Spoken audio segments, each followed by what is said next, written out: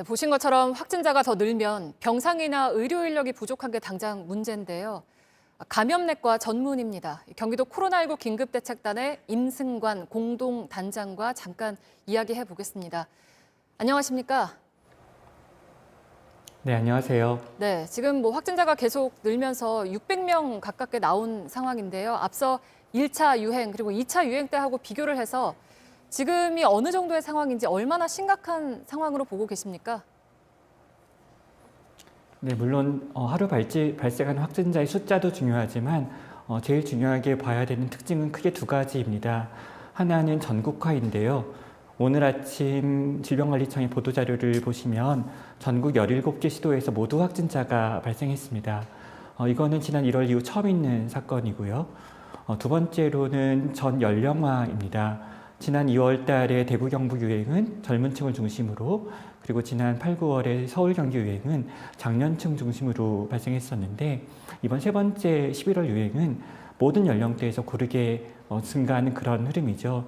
이런 전 지역화, 전 연령화를 생각할 때 이번 세 번째 파도를 안전하게 넘는 것은 어려운 숙제입니다.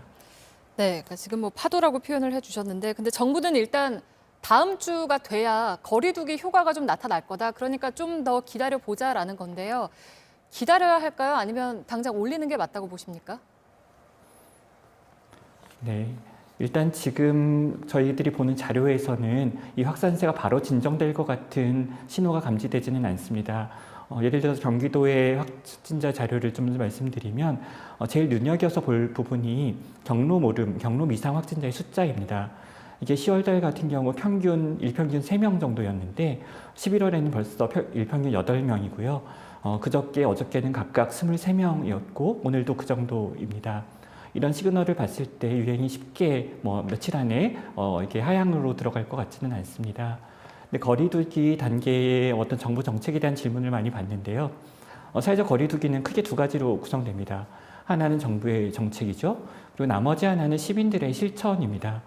따라서 정부가 언제 어떤 단계로 격상하는 것과 상관없이 우리들이 이동을 줄이고 우리의 모임을 줄이는 그런 시민들의 실천이 더 중요합니다. 그리고 한 가지 말씀드리고 싶은 건 이번 세 번째 파도를 거리두기 단계를 격상하면서 잘 이겨냈을 때 시간이 지나면 네 번째, 다섯 번째 파도가 다시 찾아올 거라는 겁니다. 따라서 새로운 태도, 새로운 마음의 준비도 같이 필요합니다. 네, 그러면 이제 또 언제든지 다시 확진자가 크게 늘 수 있다라는 말씀이신데, 그러면 혹시 지금 방역 대책 중에서 우리가 좀 놓치고 있는 점이 있다라거나, 왜냐하면 병상 부족 문제라든가 이런 것들은 사실은 지난 그 1차, 2차 유행 때도 계속해서 거론이 됐던 것들인데 이번에도 또 같은 얘기들이 나오고 있어서요. 어떻게 좀 보고 계십니까? 네, 의료자원의 확충이라는 부분만 좀 집중해서 말씀을 드리면 우리가 팬데믹을 대응하는 전략은 크게 두 가지여야 합니다. 하나는 우리의 의도대로 유행이 통제되고 있을 때 사용하는 전략, 그리고 나머지 하나는 불행히도 안타깝게도 유행이 우리의 통제를 벗어날 때, 그리고 확산이 폭증할 때, 이럴 때 사용하는 대응 전략이 있어야 됩니다.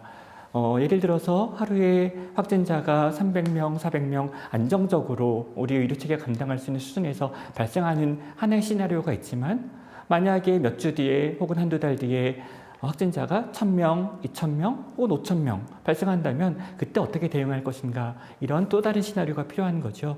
따라서 정부는 이 두 가지에 대한 대응 준비를 갖추어야 되고, 또 하나 A 작전에서 B 전략으로 옮겨가는, 그 전환하는 것에 대한 준비도 같이 해야만 합니다.